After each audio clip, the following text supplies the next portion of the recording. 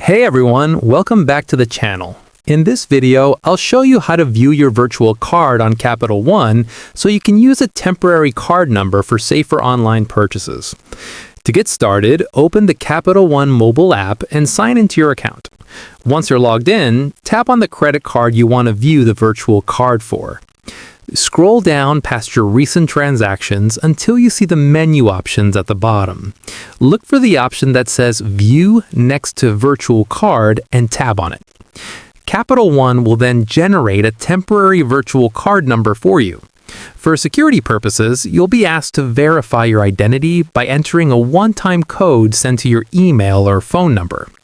Once you enter the code, you'll be able to see the virtual card number, expiration date, and security code. You can use this virtual card number for online purchases instead of your physical card, which adds an extra layer of protection. If the virtual number is ever compromised, you can refresh it without affecting your main credit card. Overall, this feature is very convenient and user-friendly, especially for online shopping, subscriptions, or one-time purchases.